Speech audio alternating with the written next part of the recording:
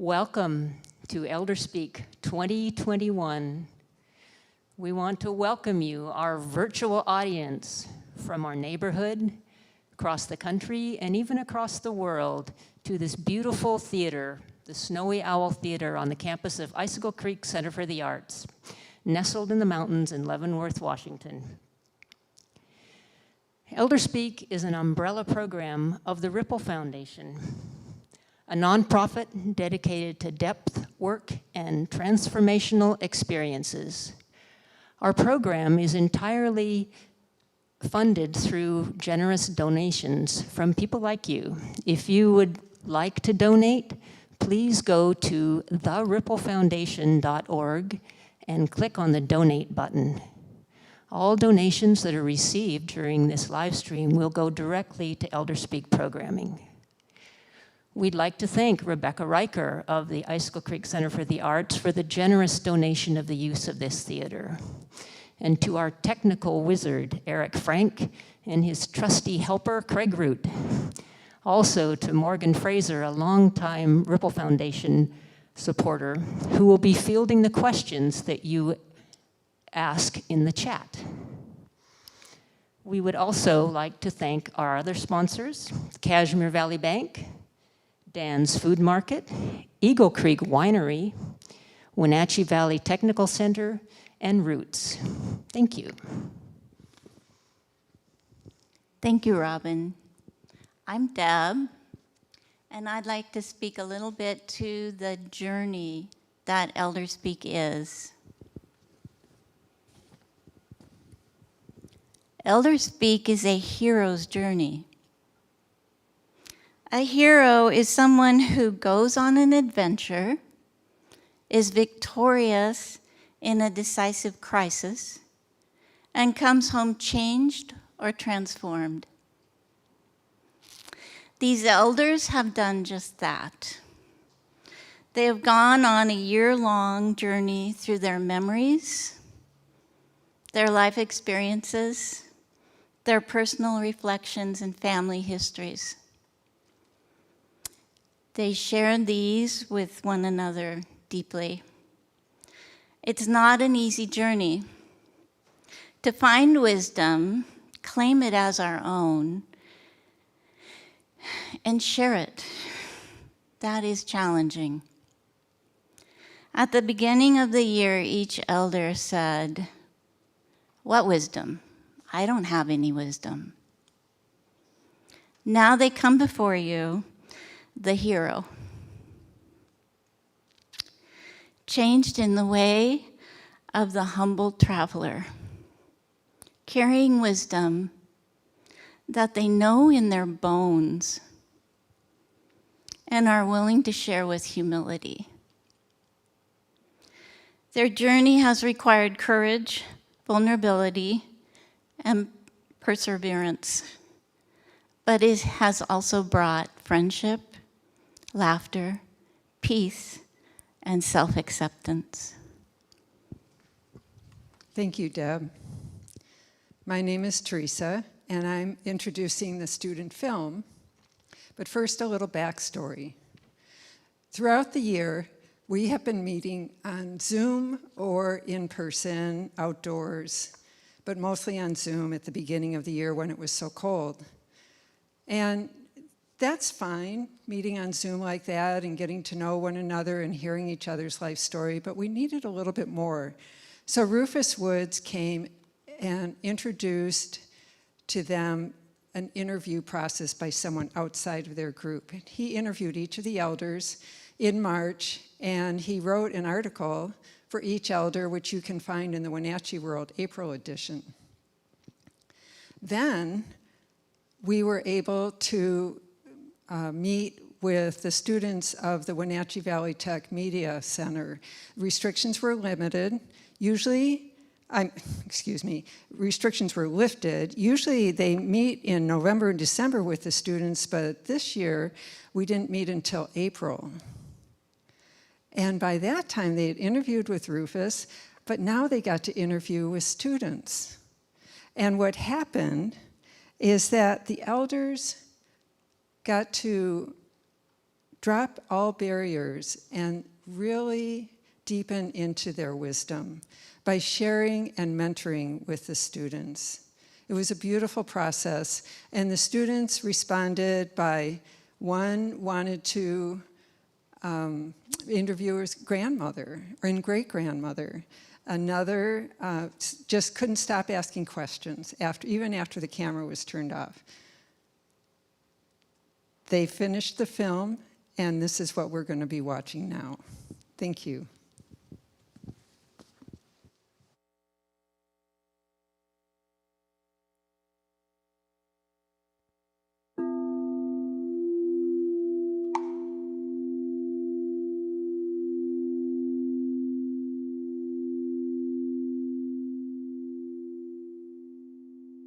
I did a restaurant with a girlfriend, and I decided that we were working in Leavenworth at the Edelweiss at that time. That was years ago when Leavenworth just first changed over. And we decided, hey, both our bosses drove gold Cadillacs. We thought, there's something wrong with this picture. So she was a great pie maker, great gal. And I pretty much was the people person. And we started a restaurant. Both my boys cooked. My daughter waited tables. A lot of relatives worked for me. A lot of her daughters worked for us. We had quite a time. That restaurant has been very successful. It's a Big Y Cafe. And I'm still really proud of that today. I worked with a lot of young people. I trained a lot of kids how to work and how to be successful. And I have a lot of them that come back to me. I mean, I'm like mom to a lot of kids in the Upper Valley. I spent a lot of time with them because I worked right alongside them. When you've had all you can take of something, I mean, it has to take a lot for you to give up. A lot. But when you give up, you have to have some place to go. I went to the Lord. He helped me through this. I wouldn't have had the strength to do all that I did had I not had a relationship with God. If you didn't have a good heart, and you weren't around very long, because I didn't want to waste my time and everyone else's time on someone that didn't have heart, that didn't care, that didn't want to care. And I fought for some to make them care, But I wasn't wonderful with everybody. I mean, I chewed some serious butt many times. But then I always came back for them. I mean, they knew I cared about them. If I didn't care about them, I wouldn't have bothered trying to teach them. I didn't just try to teach kids how to work. I wanted them to be a better person, to be proud of themselves. Most teenagers, I think, have a hard time. I think you struggle in your teen years with your self-worth, with who you are, who you're going to be, what you want. But if you just sit down and think about it, really think about it.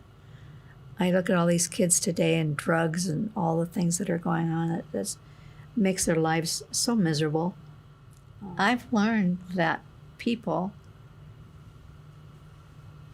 more people are interested in more of what I have to say than I ever thought they would be. I never thought anyone would ever be that interested in what I had to say. But all of a sudden, it seems like you want to know what I think. Now, I think that's just marvelous. Lots of times I think it came through prayer. I think you have to believe in something. And believing in yourself is probably the most important thing that you'll ever do for yourself.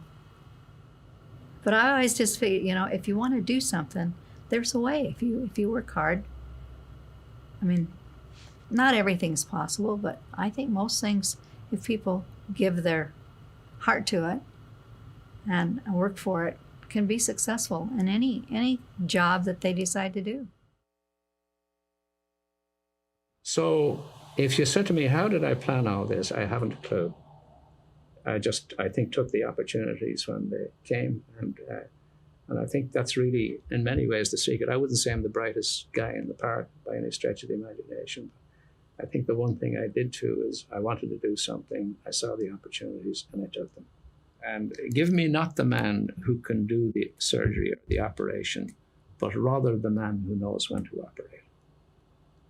That's just huge, huge. And maybe it's difficult, as I said, from a lay perspective, but, when do you operate? What's the time? And also learn that you don't rush your patients, you rush between your patients. So time, and some patients demand more time than others, etc. But I think that for me, it was a critical thing. So listening is a huge part, I think. You've got to be prepared to never give the impression that you're rushing. And it pays off in terms of just spending time, etc., and going over the cases and make sure they've got everything answered. I didn't know any of my grandparents, my grandfathers. The situation in Ireland at that time was people were inclined to get married later. So, in fact, they didn't have families until later. And that was probably largely economics, I'd say. But if there's one regret that I have is stories that I've heard later on. God, I wish I'd heard that, or I didn't hear it at all, etc. And Teresa said at one of your meetings recently, one of the younger men basically said, God, this is a great idea. I got to go back and talk to my grandparents and grandfather. I would say that is a very rich thing to do because it's lost in a decade. It's lost in a generation. Well, for me, I was out this morning. You walk up that valley at the moment with the flowers, well, you know the way they are. It's a spiritual experience. The birds are singing out there, and it really doesn't matter how the stock market is doing or what decision realizing what we're all going to be 6 foot under. So enjoy this while you can. At least this is where it's at. It really doesn't matter how much you accumulate in this life. It's really how I'm enjoying it at the moment, and it's there on your doorstep. It really is. When I think about the United States, I think about the real treasures of the United States are the parks and the forests. They really are, the parks and the forests. And they must never, we must always keep it control. And I think that's the beauty about here, is the Land Trust have done a great job here, I think, in terms of preserving a lot of the good stuff for people around. But my brother told a story about him one time, because I think the important thing about teaching is nurturing. And it's to recognize the talents of the skills of those kids coming up. In fact, this is what the old GP to me said. He said, the most important thing about leadership is recognize the skills and the talents of the younger generation coming up behind you and nurture those. That is so true. It really is. But I don't want to sound big-headed, because I've been here. If there's anything that I can be helpful in terms of it, I'm more than happy. But you are it now. You're the new generation. I'm going to be dependent on you guys from here on in. Because let's put it this way, my success has been built on the shoulders of those, both patients and people who have gone before me. It sounds a cliche, and but it's true. And as life went on, things changed. There were more. In fact, I was worried because of my mom and dad, because they were the ones that said you need to marry a Catholic, and I was the first one that didn't, and but they didn't, but they didn't. They just felt, that everything will be okay. It just, as long as you go to church, I think was their main thing. And so that worked out. Mm-hmm. Honest, always very, he taught me really some things that being about faith being faithful. I don't know. There was just something about it that he was just a good person. And I think he's there, close to it. If it's not. But anyway, it was just a good relationship. I miss him. Yeah. And there's no other guy for me. So that's why I just, my friends and family, Jan, how come you're not looking for, that's okay. Fred was enough. He was my, yeah. So it made he made my life good. He did. I thank him. I go see him every once in a while out in the cemetery. I had more empathy for kids that had issues, just because he also had a temper, my brother, that had the seizures. And he, if he got upset and he could be almost violent. And so that's why we always were worried. But at school, there were times when I just knew that and it was mostly boys. There was one girl, but this one boy, he had potential. I knew he'd be okay someday. He was just going through something that was, and he did not have a real good life at home. Mm-hmm. We had one boy that was kind of alone a lot, and one of the students took him in under their wing, and I'll never forget that. That was a lesson to me, in that he had compassion for this boy that was sitting by himself and would go sit with him because nobody else would. And this one boy, the reason I paid for his fee, his parents did not have the money. So I paid his fee because he needed his diploma to get into the military. He was leaving in June, and it was like soon. I mean, after school was out, the end of June, I think it was. And I said, I will pay it. And he says, I'll pay you back. And no, I says, you just pay it forward someday. When you can help somebody else, you do that. I really enjoyed the kids that I got to know. Yeah. And so I learned a lot being a secretary at school because of that, different kid. And I think you have to take your time, though. You have to use your time to help them, because they're the ones that are needing that help.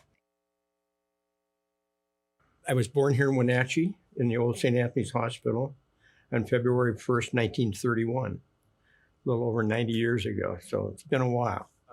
In 1931, when they drove from Ephrata in a rental car to Wenatchee, my family lived in Ephrata. They were just building Rock Island Dam, the first dam on the Columbia River, which I think is interesting because all of the dams on the Columbia River have been built in my lifetime. When I was in junior high school, one of my school teachers, Mrs. Matthews, was taking a health class, and I'm sure everyone's taking a health class. And she told me that she thought I would really make a good doctor. And right then I decided that's what I wanted to do. To me, surgery was a craft. You started as an apprentice, you're a low man on the totem pole.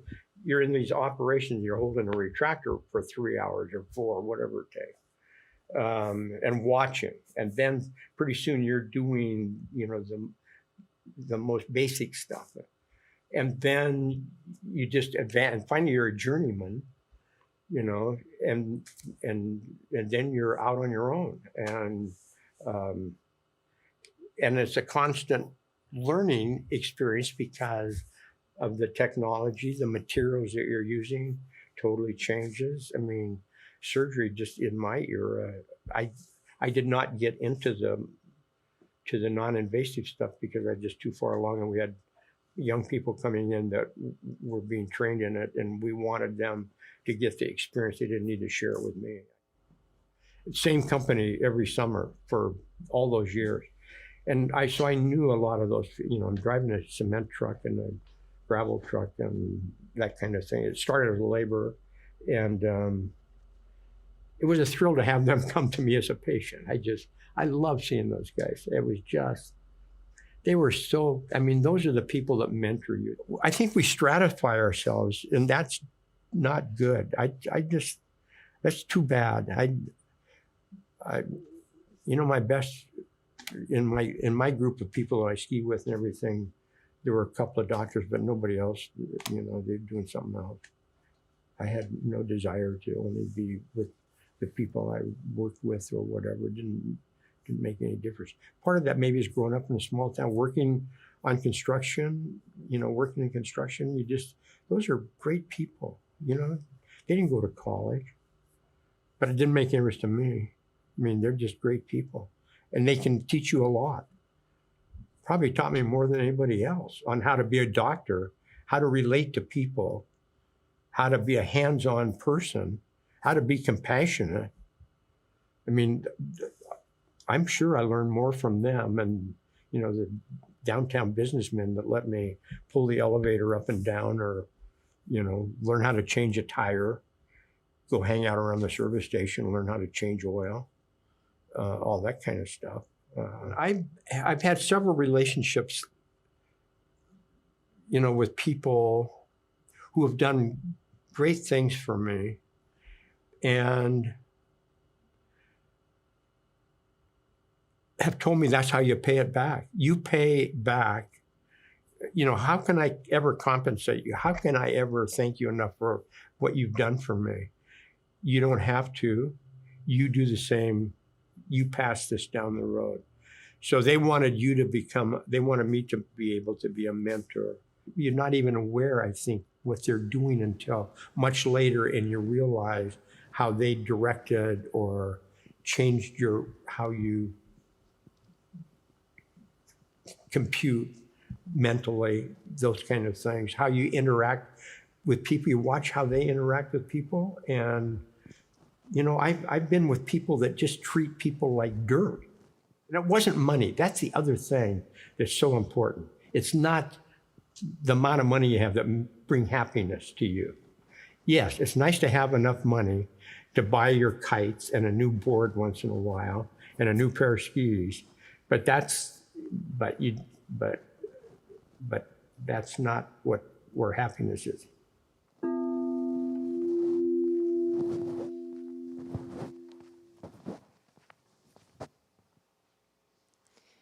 We hope you enjoyed our film.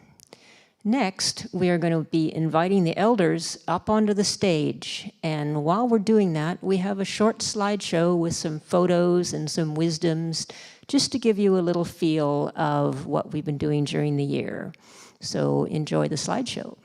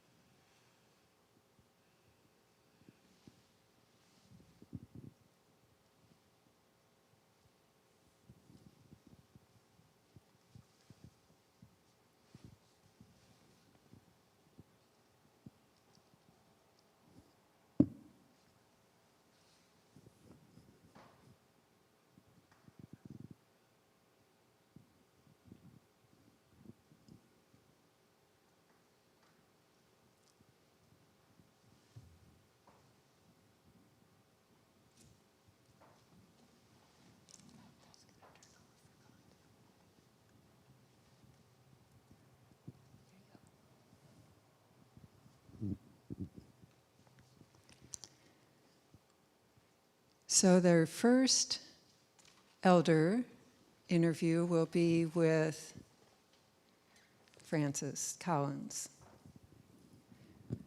Francis Collns was born in Ireland, the youngest of 4 boys. He was raised in a military camp that was actually, the camp was actually built during the Crimean War, so it had a lot of history. And he remembers his childhood there very fondly. The other thing that's really important to Francis in his life was his high school years in the Dominican high school. Francis thought he wanted to be an oceanographer and ended up being a dentist. But ever the learner, he also became a medical doctor and a surgeon. Francis eventually came to the United States to practice in Texas, and his wife, Gabby, liked it in the United States so well that they decided to live here, and he eventually got a job at Harborview in Seattle, worked there for about 10 years, and then came to Wenatchee, which has been his home all this time. It's been a long journey, and throughout the year of looking at his life journey, Francis always came back to how important kindness and respect has been to him. His wisdom statement is, kindness and respect bring happiness and peace. So, Francis, I love the image that you shared of your mother cleaning graffiti off your neighbor's house across the street. In Ireland, that was a thing, I think. You also talked about how your father and mother showed respect and kindness and acceptance of others. Please share with our audience the experiences you've had that taught you kindness and respect and how that became important to you, and how that relates to our community today. Yeah, well, I think I have been very fortunate in the sense that I have had a very happy childhood. I think the example given to me, number one, by my parents, and then my brothers, 3 brothers, who are all deceased right now, and my aunts, uncles, etc., was just phenomenal, actually. And it gave me a very high standard, I think, in relationship to that. The personal examples I mentioned about my mother, in fact, this obnoxious graffiti was put on the pavement or walk-in of the neighbors, etc. And she, without any encouragement, was seen on her knees washing this graffiti off at 5 o'clock in the morning so that the people would not be offended. But I think the other example I got was my niece, who in fact was, actually there are 2 aspects to this. When my brother got married, he married a gal from Ceylon who was of a different religion, Parsi, and in fact a different race, essentially. She was what we use the term colored lady, basically. So you can imagine her coming back to an Irish area where it's usually only white people and essentially Christian. And she certainly was an image to behold, as we would say. But they accepted her without any hesitation, etc., encouraged my brother, the Father Seamus. And subsequently, they had a child, Roisin, who relates the story about playing in Ireland with the neighbours' kids, etc. And she comes in crying to my mother. She'd just been called the N-word, nigger, as they would say. And she relates even to this day how my mother just took her in her arms and consoled her. You know, it's kind of interesting, the impression that left on that child, and for us to see that gave me a great start in life in terms of, you know, kindness, etc. My father, the same, the old soldier. Never ask a man his religion or his color when you're in the same foxhole as him, because he has your back. So these examples of kindness were very, very obvious to me, true, and it gave me a great, I think, lessons in tolerations and acceptance of others. Francis, how does that relate to our community today? Well, I think the one thing I have mentioned very seriously is listening to people. I think that's a critical issue. And, you know, I am concerned when I look at some of the talk shows that people are not treated with the respect that they should be. In other words, they're interrupted when they're asked a question, etc. And I look back to some of the Tim Russert, who used to run the program of Meet the Press, a total gentleman, never interrupted, would give an individual, to put it mildly, sufficient rope to hang themselves, so to speak, but it was always a total gentleman. He also was a reviewer of scholarly works, but it was always so nice to see him interview people with an enthusiasm. He'd read their stuff beforehand. And, you know, he was my icon or model as how to behave. And I wish so many of our TV interviewers would take a lesson out from his book. So I think listening is such a critical part of how one treats people. And that's something that shouldn't be forgotten. I know that you listen to your patients. Did your patients listen to you? Well, I think the important thing about your patients, number one, is you spent time with them and that you treated them with respect regardless of their physical, their religion, their race, etc., and that you were able to convey to them that they were on your side. You broke the ice then when you did that. And I found somebody who might be angry, I was very easily able to reverse the situation once they realized that you're on their side. But that's critical, I think, in terms of getting that message across. How do you get that message across? Time and respect. Even though you may not like what they're saying, basically, you have to listen to them and try to see their point of view. I'm not sure that I would have that great success with the public health issues we're having currently at the moment with all the diverse opinions, but nonetheless, I think a patient must realize that you're treating them with respect. How does that carry out in real life, though? Let's say it's not a patient, it's your friend, and your friend disagrees with you. A great question. I have learned over the years. My brother was a great confidant, in fact, 4 years older than me. And I would ask him for his opinion. And I didn't like what he was saying. And I would interrupt him. And he'd look at me very patiently and say, "Are you looking for my opinion or are you telling me my opinion?" So I've learned over the years that, in fact, it's fine in a discussion, an argument, don't try to win the argument. Again, listen. By all means, give your opinion. But if you realize that it's falling on deaf ears, as an old prof of mine used to say, Dr. Worth, man or woman convinced against his will, never in his lifetime will. So there is a point where you may be wasting your sweetness on the desert air, in which case you kind of retreat, but never allow yourself to get angry.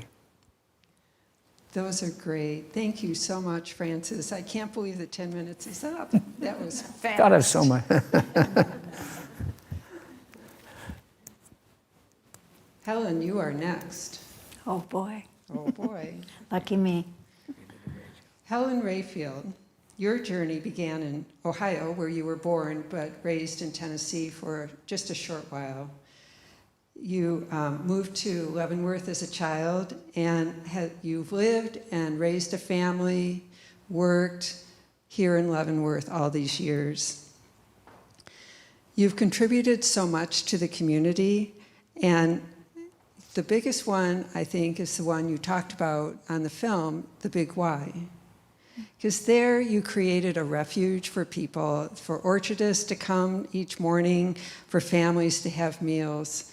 And you also created a refuge in a way for teenagers to learn to work and be mentored by you. One thing that struck me that you shared was that this Elder Speak group may know more about you than many of the people who've known you their whole lives, because you've been so forthcoming. And that is the thing about you that I really admire, is your honesty and your forthrightness. Your wisdom statement is, in life, always treat others as you would like to be treated. Then you will have happiness and peace in your life and in the hereafter. And then you add, God bless. So this reminds me of the golden rule, do unto others as you would have them do unto you. I'm curious, how do people do that? How do people treat other people as they want to be treated? What stories do you have and experiences? Many. Can you share with the audience? I think that would probably be appropriate. I never ever hesitated to say what I thought. Lots of times I wasn't right, but many times I was right because some paid attention to me, and a lot of kids, I think that I helped a lot of kids through their teenage years by teaching them how to work and the respect for others, and for others to respect them. Anybody that works in the public learns very fast that they are really pleasant, good people to wait on, and then there's the people that are very demanding, and usually those people are not very happy people. You learn a lot about people just by their demeanor, by the way they treat others. I enjoyed a lot, and as my kids would say, Mom, you always loved to boss everybody around. Well, I was pretty good at it, so I did what I did best. That pretty well covers my time doing business work. You talk about treating others as you would like to be treated. Do you have some examples from your life where you asked someone specifically to treat someone well? This happened when my young daughter, my boys both worked in the kitchen, and my daughter was waiting tables. And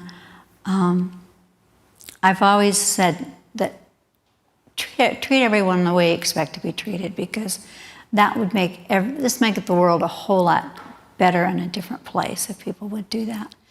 And my daughter was waiting on a family that came in regularly on Sunday for chicken and dumplings. And we were very busy. We were always busy on Sunday, lots of people after church. And Debbie came up to the counter where I was, the cash register, and she was crying. And I said, honey, what's wrong? And she said, well, Mr. So-and-so is really being rude to me, Mom. And my daughter is a smart girl. She wasn't a dummy, and she wasn't disrespectful to other people. So I knew something was up. So I asked what happened, and she told me. And so I went back and I told this party.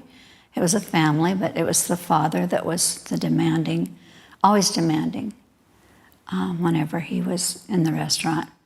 But this day he just pushed the button a little too far, and he had my daughter in tears, and that really upset me. So I asked him to please leave if they were not happy with what we were serving or doing at the Big Y. Well, he didn't have to leave. Yes, you do. No, he wasn't leaving. I said, oh, yes, you are. So if I have to, I'll call the cops and have them escort you out. And that made a believer out of him when a cop came in, and they left. The very next day, there was a counter at the Big Y too. I'd never seen him sit at the counter, but I came out of the kitchen and he was sitting at the counter and he asked to speak to me and I talked to him and he apologized for his behavior and I told him, you know, you have to treat my help with respect because I expect them to treat you and everyone else with respect. But if you can do that, you're more than welcome to come back. They came back and we had many happy Sundays after that. But I think that I taught him something about maybe not just younger people, but about people, people altogether. It doesn't pay to be rude, and there's no need to be nasty to anybody that's trying to serve you. So that was a good learning lesson. And my daughter grew up with that, and she is the same way now. She's a school teacher, and she has learned a lot about treating others, and she's very respectful, and I really admire my daughter for the gal that she became. But that's one of the memories that I was really concerned about after it first happened. But there's no way that people would say, boy, don't ever criticize anybody at the Big Y. If you do, Helen will throw you out. That went around the community quite a while. So. That's wonderful, Helen. Thank you so much. Who's next? Yes. So Jerry, you're next. Jerry Gibbons has led an interesting life. General and vascular surgeon for 49 years with the Wenatchee Valley Clinic, medical director at the clinic, and later director of the medical departments at Wenatchee, Alcoa, and the Chelan County Jail. He's been husband of Barbara, father of 3, grandfather of 11, and great-grandfather of 10. Jerry was a child of small town Ephrata, where his grandparents were homesteaders, and everyone knew the Gibbons boys. The community was strong and supportive as Jerry discovered his desire to become a doctor. Mentors were abundant in Jerry's life. Truck drivers working on the reclamation projects, the local doctor who let him observe and help, the airmen training for World War II. The list is too long to go into here, so let's just say that Jerry had many allies, many mentors in his life. Right. And he listened to them all.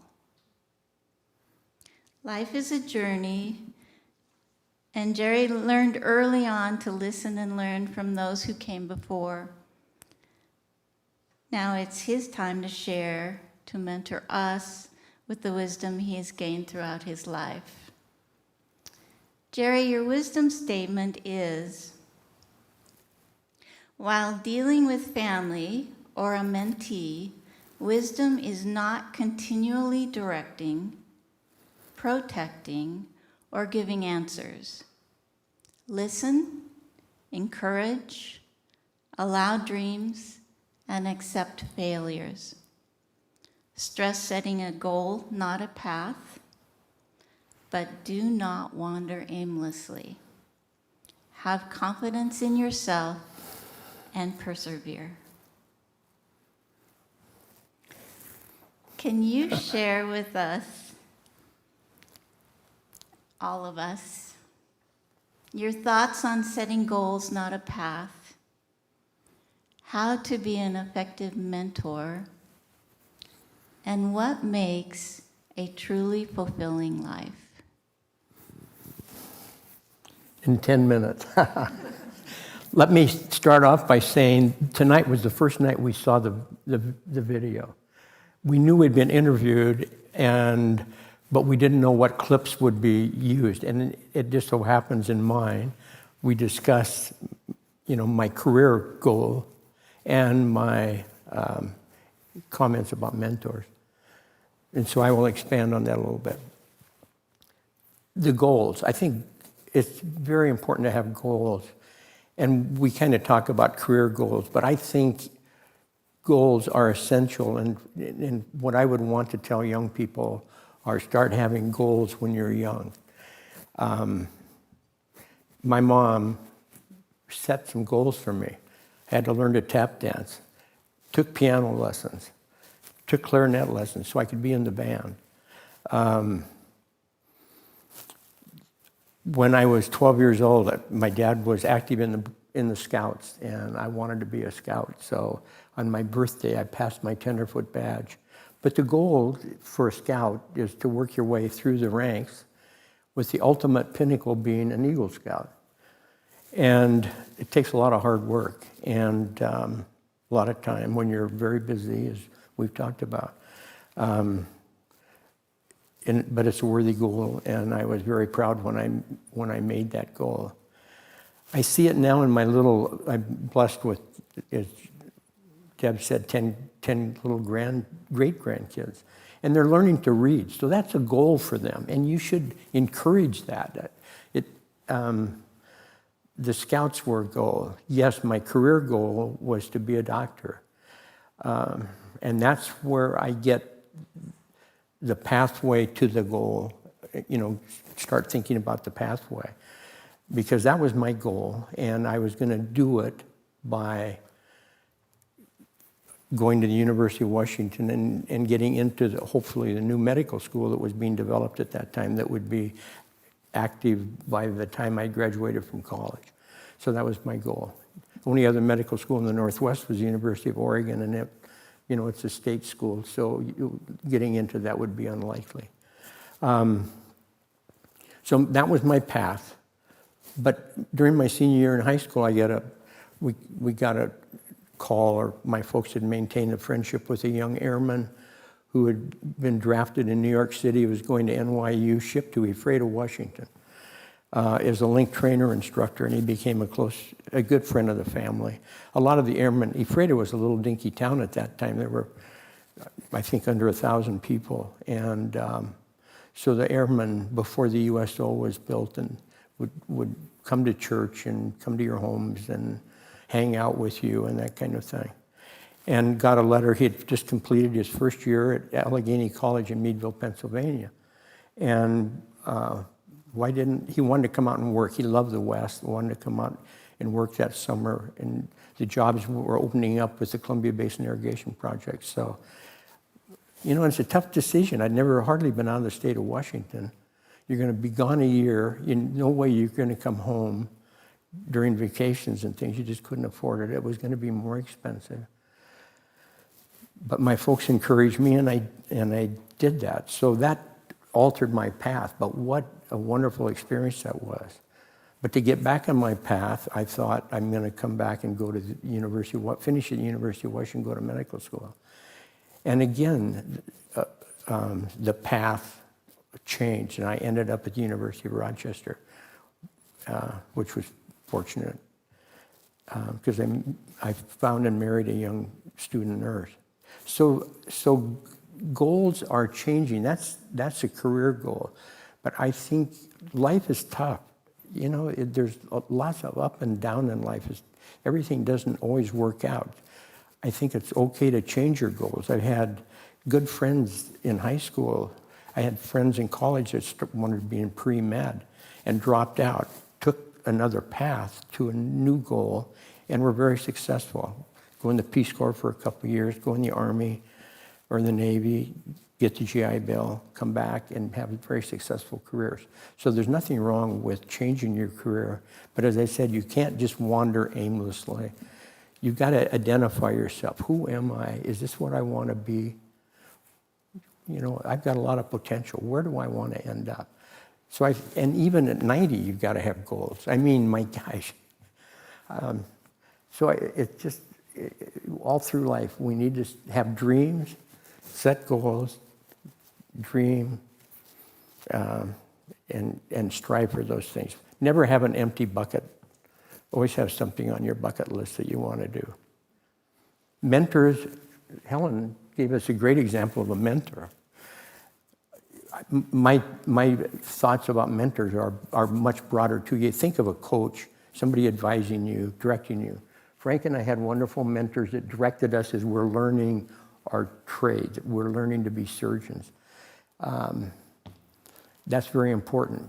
But the most important mentors, and I mentioned it in that video, were some of the men that I worked in the Columbia Sand and Gravel. If you drive from Ephrata to Moses Lake, you'll go by the gravel pit at Larson Air Force Base. I spent 6 summers on that gravel pit. And those guys were wonderful mentors. And I think that's how we can be mentors. You live a life that is a good life. And you learn that from mentoring. You learn that in the Boy Scouts. You learn the 12 Scout laws. You learn the motto, the Scout oath. You go to Sunday school and church. You learn the 12 commandments. You see people that you think, gosh, they impress me. That's what you want to be. So I think we all can be mentors, and we should be mentors. And it's kind of who walks the talk, you know? You make promises, or do you do what you say you're going to do? So I think we can each develop as a mentor just by setting an example that people want to emulate. As far as fulfillment, have I got time? I think we're... Are we done? We're doing really well. If you want to do a little more, Jerry, you can. Well, what's a fulfilling life? I think it's sharing your life, having someone to share your life with, a partner, I think is extremely, and we fortunately got married early enough and she Barbara wanted to participate in me reaching my goal, and it became our goal. And it's something you just have that relationship in your entire life. The decisions I made weren't just me making the decision. Those were decisions that we talked about and got a yellow pad and put down the pros and cons and all of that kind of thing to make those decisions. So I think a partner that you can share your life with is important. The second thing is family. I think those of us all appreciate very much our families, and I just can't say enough. That's the legacy for me, is leaving these wonderful families that are evolving, and being able to go to any one of their places and have a wonderful meal, sit at the table, a couple of dogs under the table, a little kid crawling around, the napkin bandit stealing your napkin. You know, what can be more joyous than that? The third thing is it's the happy or a successful career, or one that you enjoy. But the fourth thing for me is physical activity.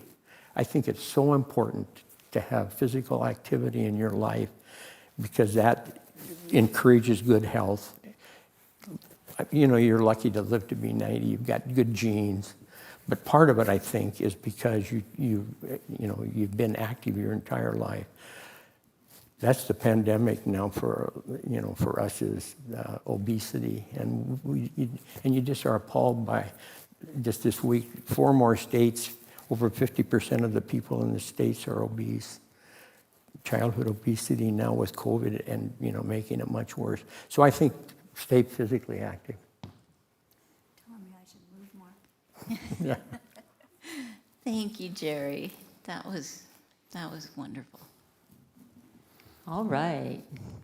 You may be the last one interviewed, Jan, but not the least. Jan Wallick was born on a farm in Nebraska in 1940. She is the second oldest of 9 children. Caring, compassion, and responsibility were learned early for Jan, with all her helping out with her younger siblings. The family moved to Washington when Jan was 15. Later, she married Fred Wallach and had a wonderful relationship with her husband and raised 2 wonderful daughters. She worked in Kashmir schools as a secretary. She had great dedication to her job, but regularly went well beyond her job description, recognizing and assisting students in need, often from her own resources.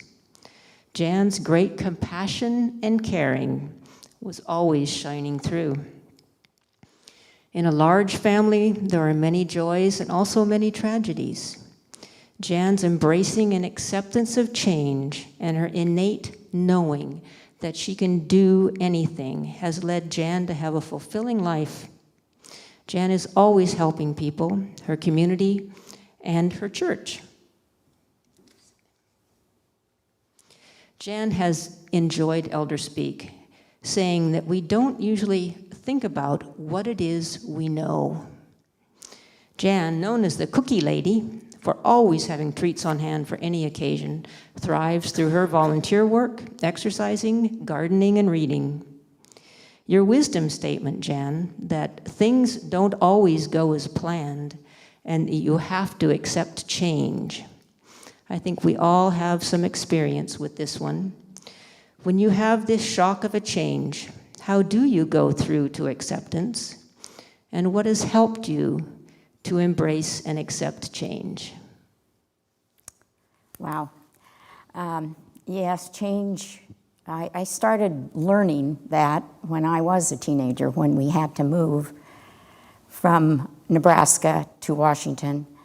And I was very, my parents, it was the summer of 1956, and I had just finished my sophomore year, and they said that we would be moving, and I, of course, thought, I'm not moving, because I'm going to lose all my friends that I know so well. And but of course I did. I went with them. All of us came and arrived in the summer of '56, and I made a pledge to myself, and that I would go back to Nebraska after I graduated when I was on my own, so that I could be with my friends. And I did that in '58, and when I got there, the friends were around in the area, but they were also all ready to be free and after graduating, and so they had other plans, and they were going here and going there. And it just hit me that, it's not like it was. I thought it was going to be. We were did all these things together, and we weren't doing that anymore. And it wasn't that we didn't talk to each other, but we did. But it just was different, and I missed my family, and so I moved back to Washington. And that change was one where I felt, the way things went, when I went there, then the friends weren't available like I thought they would be. And so I learned to accept that I just have to figure out a plan that I had to live something on my own. It just, I don't know how to say that. But anyway, in accepting that change, then I went to work, but the one thing I did, my family guided me too. And then I had a friend that I worked for that changed my life actually completely. He was an attorney, and their family had me go to the west side of the mountains, and I was a nanny, and it really gave me the opportunity to further my education in a vocational school. And then after I was done with that in a year, I got a job in Spokane, and then went to, I got married, I should say, and then we moved to Kashmir, and I became a school secretary. And that was the rest of my life, basically, was with the kids and people of the educational field. And then I lost my husband 9 years ago, and it was very sudden. And to accept that change, it was a hard change, but my church, my family, and my friends were there for me. And I also learned that you have to just go on and just kind of get there, just keep on going and doing what you can for other people, and it all worked out.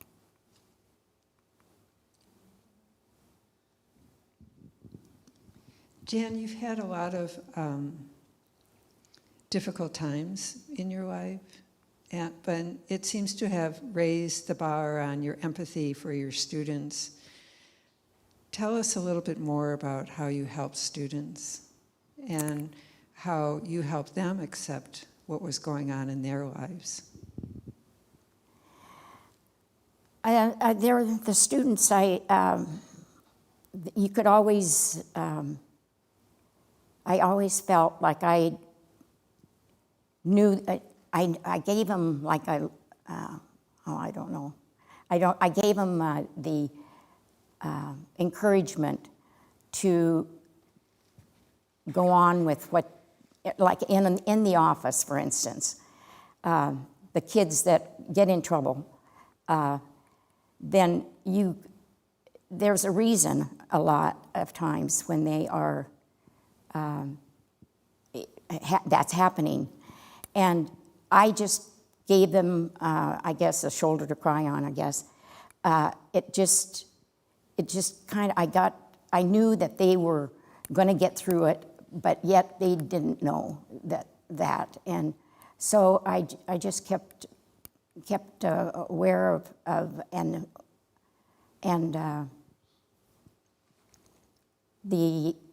some of them that couldn't afford things, like for this one instance was an athlete didn't have running shoes, and another co-worker and myself went in and together and paid for shoes for him. Things like that just to help him kind of keep on wanting to be in school and be active, and because sometimes that didn't always work out, and just various things like that, and that I mentioned in the film. The boy that really made a difference in his life was the one that with the military.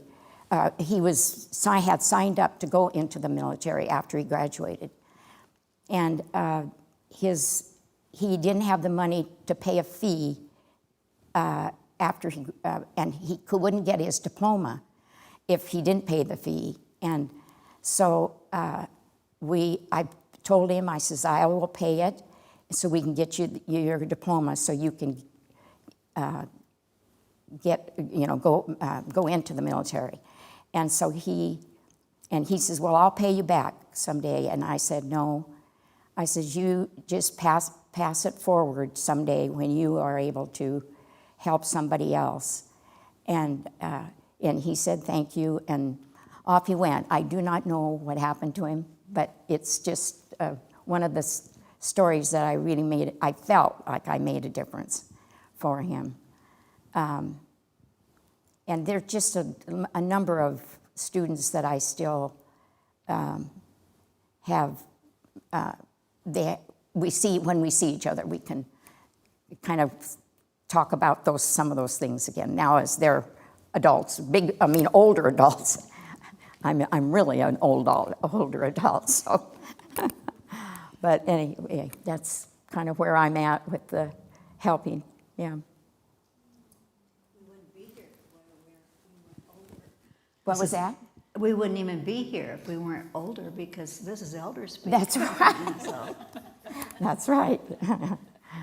Yeah, yeah, it was. It was a good experience, that's for sure. Well, we have time now for questions.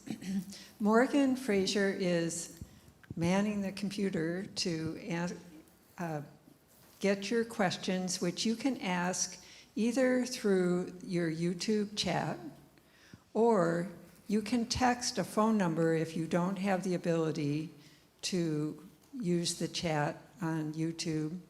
The phone number is this.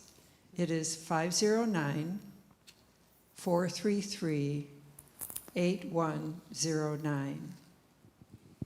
I'll say it again, and it's only for texting. 509-433-8109, or type in your question through YouTube. Morgan, do you have any questions arriving yet? First of all, I want to say thank you so much. As you started talking, Dr. Collins, I realized you took out my wisdom teeth for me. And Helen, I have been the most hated man in the valley. I don't recall being especially excited to come see you, but I appreciate it now.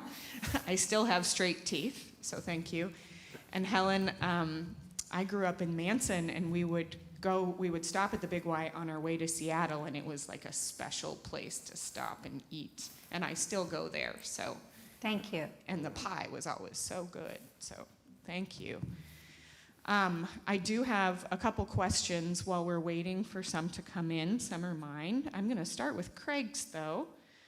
Craig wants to know, with our world changing so rapidly, how do you see yourself bringing your wisdom to this new changing world? So what do you have to offer some of us? This is for anyone. What do you have to offer some of us in way of wisdom about the way that the world is and is changing at this time?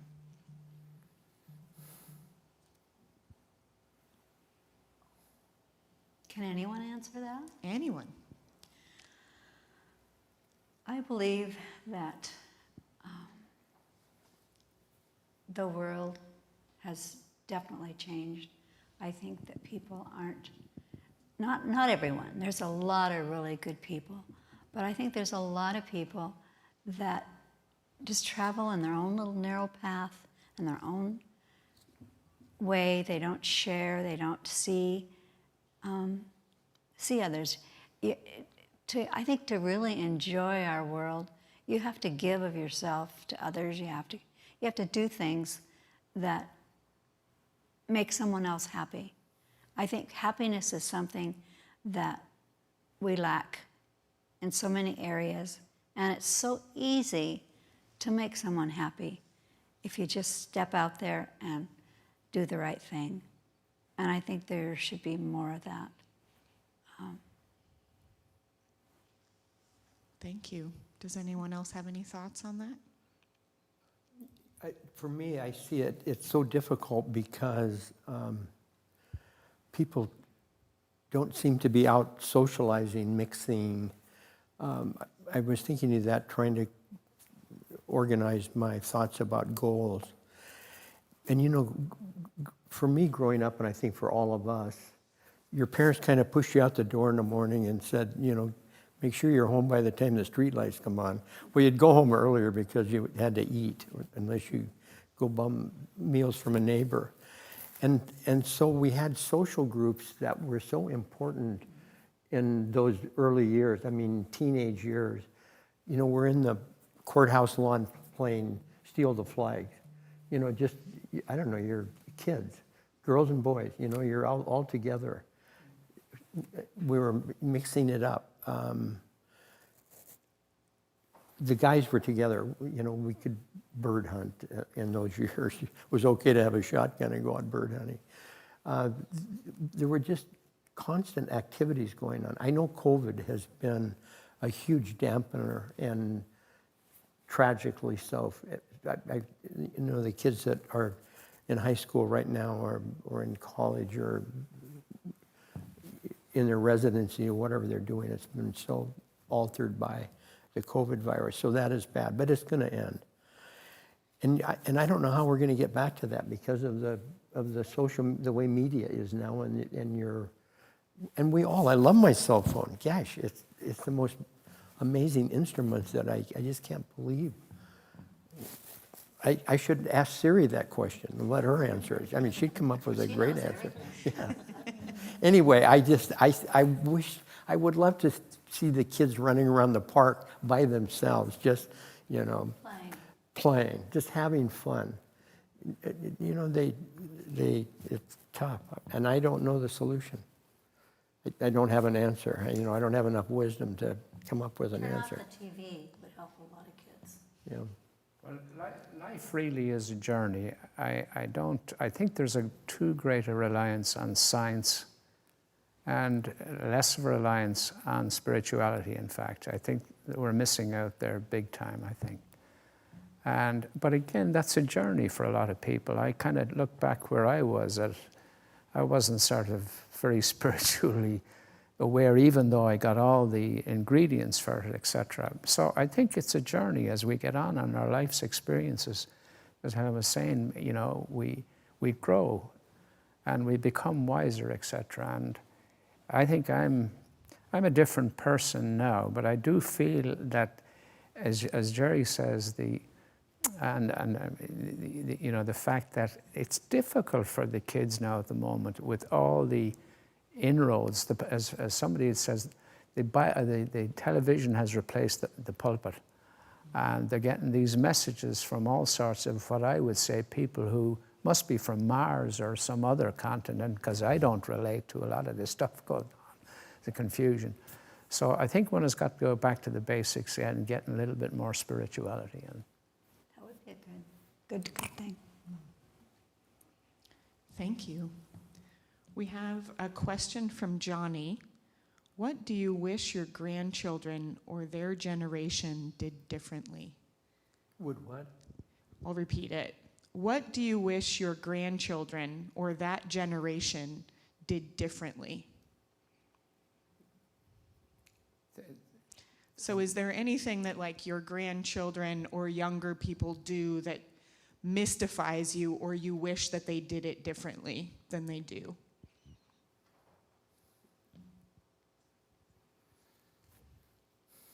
well, I think that's possibly every generation has gone through that and kind of said, I wish the kids would, forgetting that they were kids at one time themselves. So I think the challenges are out there, but I have hope. I mean, I still see these kids out there, some wonderful athletes out there at 6 and 5 o'clock in the morning out there. So there's a lot of great kids. I don't, and the sky is still up there as I saw this morning anyway, and the sun came up, and so, you know, it's a journey for most people, etc. And I don't think we should feel we know it all. We're lucky that we've come through and we've gained this experience. So I would say, you know, it's a journey, and I have hope. I have a file on things I wish my grandkids could do. And I talk about that once in a while, and my kids say, Dad, you've got to have, and Frank kind of said that earlier, you've got to have confidence in us. We are smart. We're going to be able to make the right decisions. And I don't know how many generations of genes have created me, but it's a whole lot, I know. And that's my hope, is that those genes continue downstream, and the kids, you know, and the next generation are going to have answers. They're smart. We're giving them all of our wisdom, all of our experience, which is what wisdom is, I think, life's experiences, and how you react and deal with them. So I have confidence that the younger people will. And they don't need my list of things I wish they could do. I have eight grandchildren, and I'm really proud of them. I mean, Sure. 7 of them are either in college or college graduates. Yeah. They're all smarter than me. I know the genes are still there. Yeah, well, they had to come from somewhere, didn't they? No, I think that a lot of young people don't have the direction. They don't have the family help that they need. There's so many kids that are running free. And I mean, my kids had to work as they were growing up. I mean, they had to have jobs. It was important that everybody worked and earned and helped out in the family. And I think not enough parents anymore expect enough out of their children. And consequently, I think it's just gone, not everyone, not all people, but so many don't even have a clue what their kids are doing.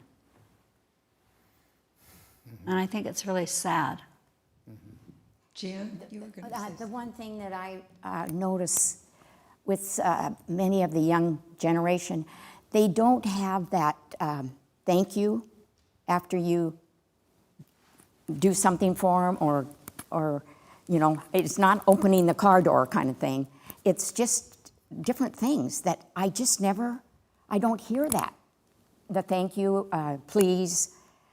And I worry about that because that's part of our, part of us. Culture. Yeah, and being thankful is one big thing. Right. So, and I even feel with my grandchildren, they were taught when they were young. I mean, their parents did say you say thank you kind of thing, but as they're getting older, either they forget or, you know, some or whatever. Anyway, they don't always say thank you, and that's the one thing that I think, you know, you just I don't expect it every time, but yet it's kind of nice just to know that they appreciate what you do for them. I think one of the greatest privileges and honors that I've had was knowing my father until about I was 32 years of age. I think between the years of 16 and maybe 19, the sap or the testosterone was running high, and I figured I knew a lot more than he did at this stage, but I realized as we were going through my journey that he had some smarts after all, and his advice was pretty good, but it took me that length of time. So as I said, it is a journey there. Wonderful, thank you. We have a question from Catherine. To any of the elders, what would you say to young people who are feeling afraid for their future? Be not afraid. Do something about it. Can you elaborate on that a little bit? I think that, well, a lot of it has to do with parenting, I think. You don't get much out of someone or out of kids if you don't expect it.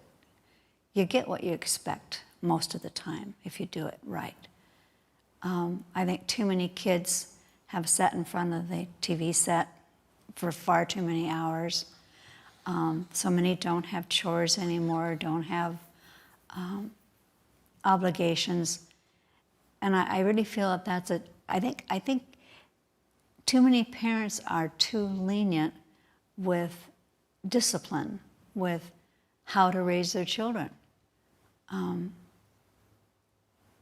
I don't know, maybe it's just because I'm getting older, we're getting old, I don't know. But I see that so often that kids are not expected to do a whole lot.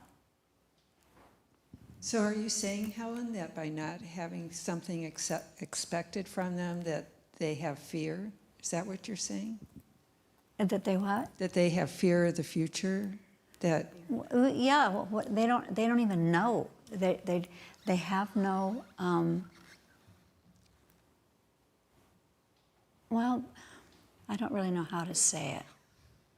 I just feel like so many of them haven't a clue. I think too many parents have let them watch TV instead of spending time teaching them. We didn't grow up with TV, but I'm not saying that we were brilliant either. But we did things. so many kids don't do anything anymore. They don't.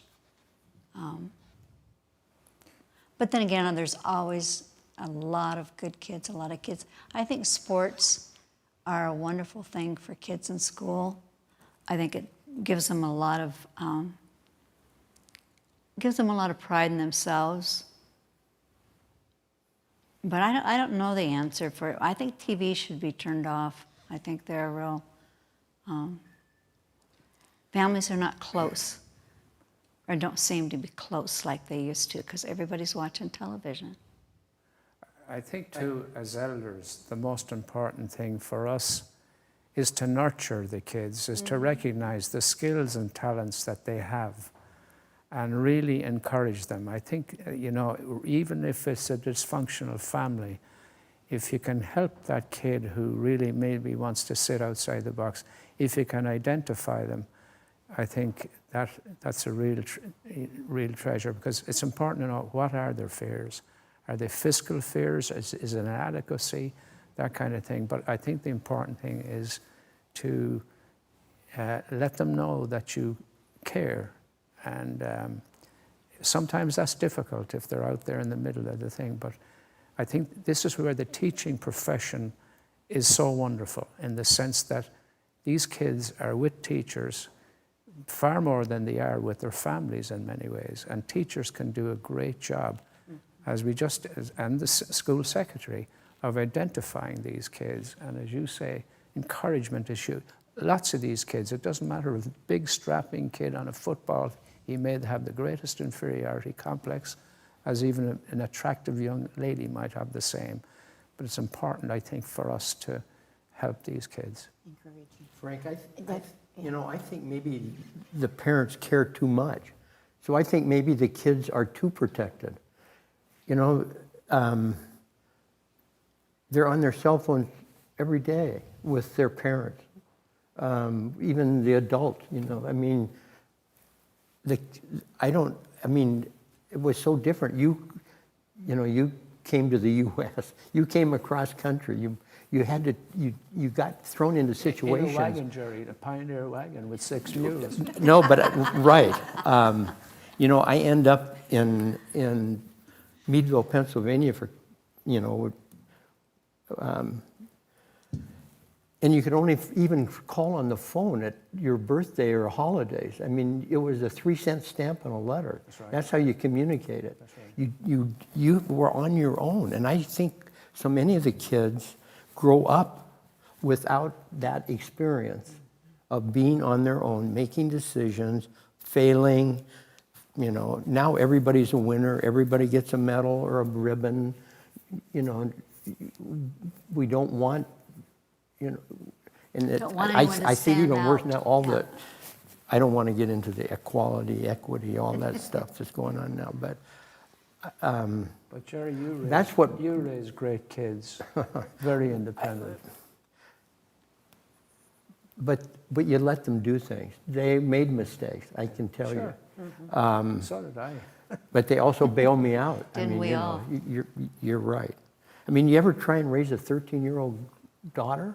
I did. I have been there. Yes, you've been there. But I don't know who's raising who now at this point. point. You say, God, how did you do this? And God says, look, I gave you a son first. Work through him. And my gosh, he becomes the conduit. It's, life is, but you have to live those experiences. I think too that the kids that are, say, they're athletes in school, and yet there's a lot of kids that aren't athletes. Sure, and so those need encouragement, and the fine arts, that's such a big thing. Precisely. The fine arts, music, and actually some educational areas, I don't want to say any certain school, but they are cutting like art and music out of the curriculum. Yeah. And I just think that's going to hurt those, and singing, choirs. Yeah. They each have to have skill. Encourage them to each have something special that is important to them. Something that they would enjoy, of course. Yeah. But just that's where where I feel that people need to help encourage those kids. Nurture those talents and skills. Yep, yep. They have to They have to work. create an identity. I mean, the one that's wandering needs to say, what do I want to do? What do I want to be? Set a goal and start working toward it, and realize that I can do it. I may have to have some delayed gratification. I may not be able to have an Apple Watch or something right now, or Buds or whatever. I'm going to save my money and go to Wenatchee Valley College. Start an educational career. I think it's hard for people to do that. I guess me especially grew up as a Depression baby, and that was just the way of life. You knew you had to do it. I wouldn't want anybody to go back to that, but I think those are the issues that we need to look at and address and figure out how to deal with them. Well, how to motivate children, Yeah. to motivate them. And like I say, I think a lot of people, both husband and wife, are having to work to make a living. Kids are kind of go watch TV, stay out of mom and dad's way because we're tired. And, Absolutely. I think there's so much of that that's Being a frightening. single mom has got to be a tough job. Absolutely. Great, thank you so much. Clearly, that was a great question. We're going to switch gears a little bit. There's a question for Jan from Pam. Pam says, Jan, my husband died suddenly and unexpectedly 4 months ago. Other than continuing on one day at a time, which I am doing, do you have any other advice or tips for getting through this? Oh, gosh. Yeah. Keep busy. It is when it's so unexpected.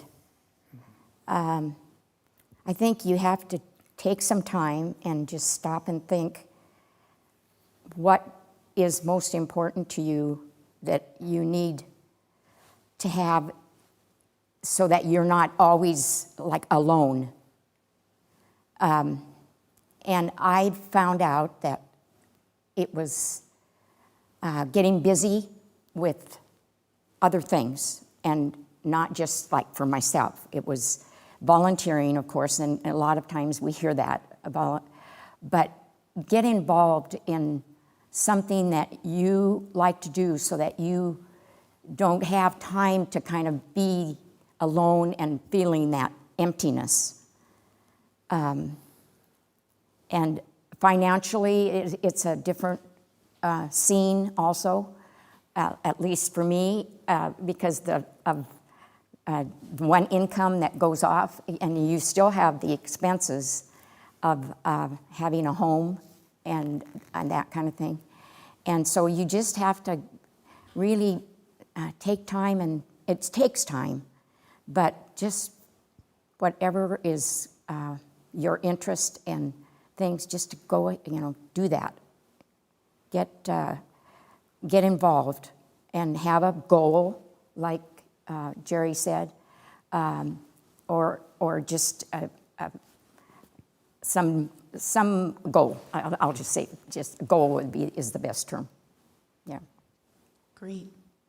I actually have a personal follow-up question to that is for you, but perhaps anyone. I'm sure in your lives, as you've alluded to, many of you, and talked about, there's been some losses. And today I found out that one of my close friends who's in her 80s has just lost her husband of 6 decades. Yeah. And I'm wondering if there's been anything that anyone has said to you or done for you that has brought you comfort in the wake of immediate loss. I know communication with somebody is helpful. I mean, it's being by yourself, and Social. that is the big thing. And so I listen to music. And I even dance myself. I mean, with the music, just to be doing something. Well, let's see it. Let's see some of it. Oh, yeah. I got to have the rhythm there, the music. But it really, it's difficult, though. I mean, you do have to kind of find your interest and pursue something that would, but communicating with people, I mean, that is the big thing. Support. And also, I mean, I turned to God a lot more, too. I've talked to him, and I talk to my husband, too, sure. when I need, somebody to it just feels better to have somebody to talk to.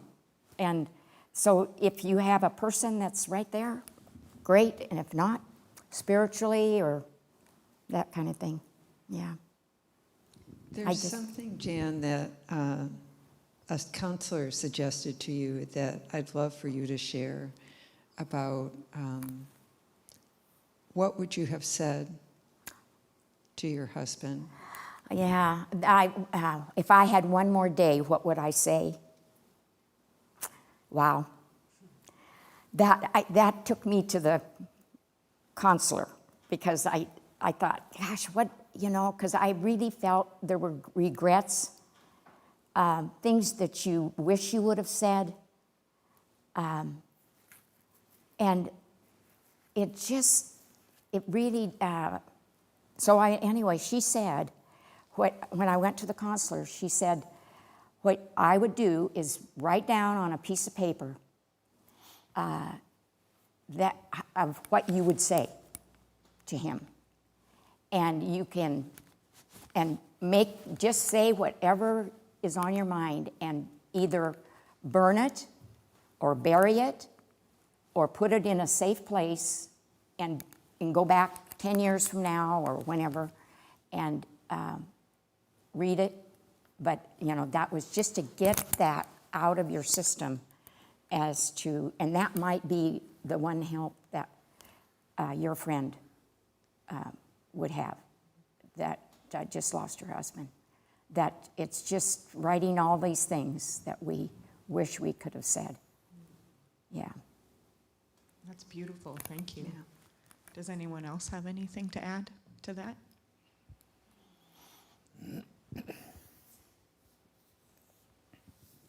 Francis, do you want to talk about Gabby's 5 statements? Oh, Gabby, yeah, bless her heart. Oh, yeah, the 5 statements that she had. Yeah, she had, anybody kind of who knew us, it was not a Darby and Joan relationship or Romeo and Juliet.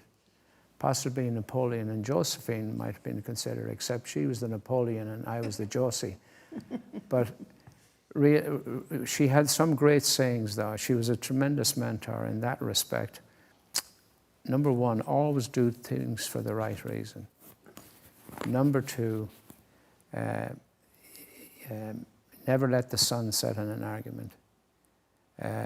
3, if you do something nice for somebody, don't expect something back. And then the business side of her came out. If you're offered money, take it. And what's this? And the other, which is an Irish one, basically, how much will you pay me to take this off your hands? There was always that bit of humor, but that was her bit. But yeah, she was my best friend. And when we talk about losing him, obviously my age, I sort of considered when we lost her.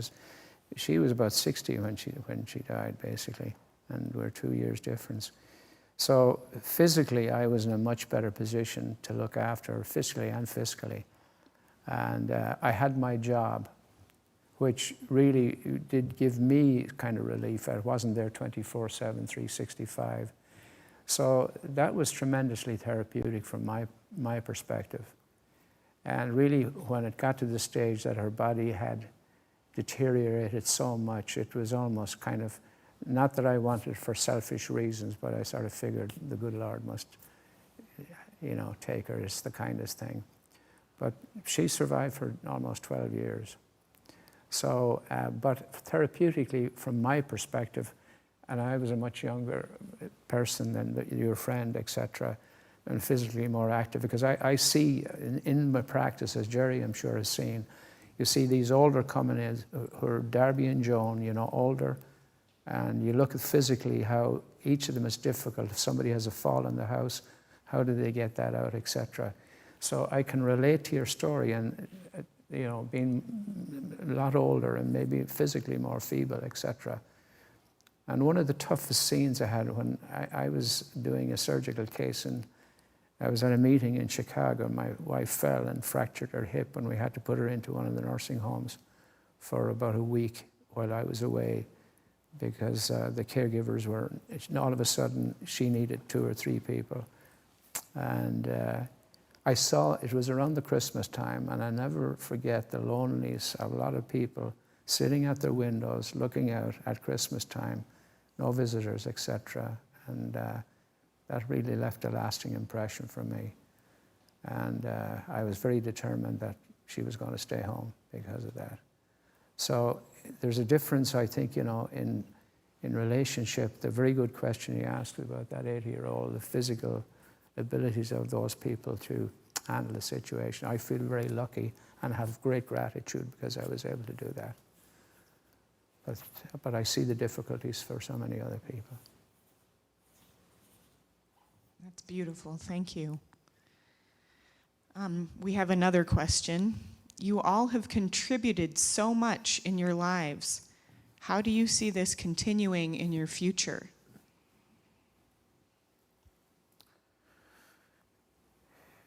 I don't plan on making any big changes. You are contributing. Yeah, I saw you at your wedding How recently. are we going to contribute in the future? Well, Continue. you know, Or one has do we got to be want to? very, you know? what do I Or have do to? we want to? Oh, Yeah, do we yeah. want to? Well, I try to still volunteer a bit. The COVID has put a bit of a damper on that, but I try to get out there. But I think, you know, Jerry and I would probably agree there are certain physical deteriorations like eyesight and all that kind of stuff. That, but nonetheless, I think, you know, we can mentor. And I think, as Jerry says, you know, we have to grow in different areas. But I think it's terribly important to grow somewhere or another, because otherwise you die in the vine. And whether that's a sport, an occupation, or whatnot, yeah. But I think I've put my best years into the profession. I think probably people are very happy that I have at this stage. Well, I think in some ways, you know, we're talking about wisdom, life's experiences, and what's valuable for us to pass on. But I think when we're dealing with the current world's problems, I don't think people want to hear from us old people. And it's difficult. I mean, we have our opinions. It's very difficult to, I mean, I know what I would do to solve some of these problems, but they don't want to hear it, you know, because it's often getting back, you know, to families or whatever it is, you know, marriage and all that stuff that's not as important now. So I keep quiet on the, I do what I can do and maybe influence my little great-grandkids that are coming along. Try and live a life still that can be an example, knowing that, you know, the fact that you're still here, luck, and as I said, good genes, I think, that I've inherited in a lifestyle that I think has helped prolong it, and so just try and be an example for anybody younger than I am. And you are. Yeah, and you've always been active your You whole are, life. Yeah, And but it's- and I think that's, as I say, and some people would say you're a mentor. I have people say, you know, I want to be like you when I'm 90 years old, and they're 80, you know. And they, you know. Well, I just was Keep moving. keep moving, and I had a wonderful experience.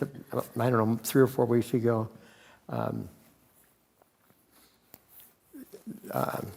Elisa Cusick, you know, is 100. Oh, yes. Her goal was to jump out of the airplane, and she wanted me there.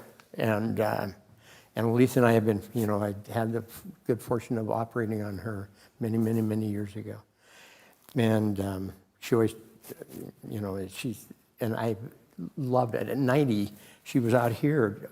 We were in the parking lot at the fish hatchery, and she went off on it with a guy in a hang glider. But this time she wanted to jump out of a plane on her 100th birthday.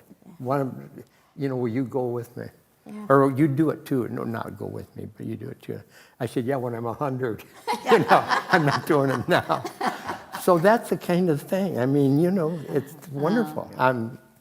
And it's attitude. And you have to alter your activities. I can't play racquetball anymore, but I can swim and I can ride a bike. And so you do what you can do. You can't. A lot of people don't do those things at a tender age, let alone. Well, they think I'm 70 years old. I'm too old to be doing this. But it takes time It's a head thing. I think it takes time, though, to realize, in fact, the impression and examples that you're given by a kid. It's like the teaching profession versus the medical. Doctors and physicians, we get compliments or awards straight away from the patients. Oh, thank you for starting me. Teachers, on the other hand, it might take them 12 or 13 years before that kid who's been disciplined realizes, God, they made such a contribution in my life. So they get their strokes much earlier. And I think the same way with the example, your grandchildren, Jerry, will be talking about you and you, basically, the examples, but just not right now. So I think we may underestimate the effects that you're having on the people. My daughter's a teacher, and I think that teachers are, a true teacher is very gifted, and my daughter is a very gifted teacher. It's a very noble profession. Yes, yes. Yeah. Wonderful, thank you. So we have time for one more question, which is great because it's mine. And it kind of feeds into what Jerry was saying about how no one wants to know what you have to say. I turned 40 on Friday. Ooh. You're only a child. Oh, whoa. Thank you. And I would like to know what wisdom you have for a 40-year-old looking at the rest of her life. What do you want to do? Now they say the 40-year-olds is more like 25 or... I'll take it. Because they'll say 80 is like 60, and I thought, it isn't really. But anyway, yeah, I remember turning 40, and I just thought I was getting so old. And I wouldn't tell people my age. Isn't that awful? And I then turned 50, and I thought, I know, I'm not going to get out of it, I'm going to be there whether I like it or not. And so I started telling my age. But anyway, 40, it's a different time in your life. And so just keep going like you've been, and you'll stay more younger, like, instead of trying to think that, well, I'm 40, I can't do that. No, don't do that. Can I ask you a question? Do you think you're becoming more ambitious career-wise at this stage? Because lots of people would say that women, when they, the childbearing ages, they come through, they're preoccupied with that. But then there comes a certain stage where, in fact, they want to grow in a different direction. They want their time. Precisely. It's my time. Yeah. Well, as a matter of fact, I just finished a book I'd been working on for many years. And Wow. I wanted to make sure to be done before my 40th birthday. Well, good. So yes. Good on you. You had a Thank goal. You had to go. Very good. That's right. Yeah. Right. And when's your next book coming out? I'm not sure yet. I have a goal to finish writing it. Well, I heard somebody recently just saying how busy, in fact, it was Bishop Barron, saying how during the COVID situation, all his meetings were cancelled. But the positive side, now he had time to write the book that he'd meant to write for 10 years, etc. So there's always a positive side to the negative. Yeah. It's all in how you look at life. That's right. And Yeah. took advantage of the Yeah, time. precisely. Yeah. Wonderful. Thank you so much. Thank you. So Steve is going to finish up the program for us, but thank you so much.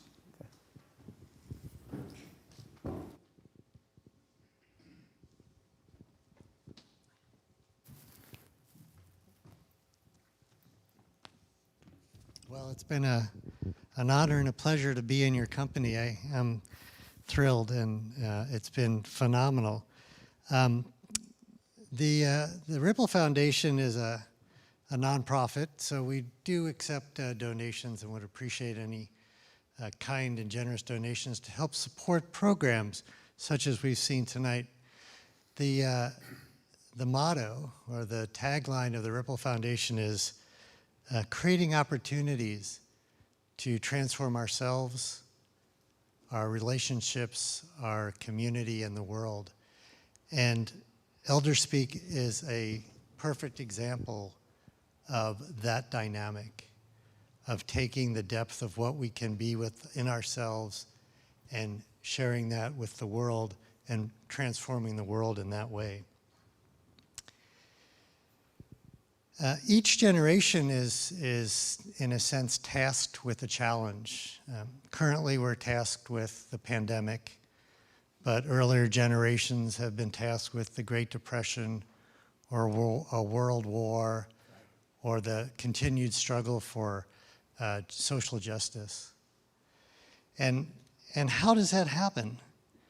How do we meet those challenges? And ElderSpeak is an example of how one generation can support another generation. Because we can see how these challenges are met with resilience, with humor, with respect and kindness. This is what we've seen today with ElderSpeak. And each generation can rise to the occasion to whatever challenge is set before them. It says, we like to say that wisdom is the thoughtful integration of life's experience. And that's what we've seen tonight, this afternoon with these fine elders. Wisdom matters. Thoughtfulness matters. Experience matters. As does resilience, humor, kindness, and respect. Those matter. These are tough times we're in, but those that have come before us have also gone through tough times. And these elders, in their mentorship, in their being, might not tell us exactly what to do, but they sure can show us how to do it. They can show us how they've lived their life with resilience, humor, respect, and kindness. Each one of us has these higher attributes, these higher qualities of what it is to be human. It's just that these elders, they have it in spades. They got it down. So what we can do is that we can take the experience that we've had today and we can pay it forward. Because the world right now is desperate for just a little bit of resilience, a little bit of kindness, a little bit of respect, and a little bit of humor. So thank you for joining us.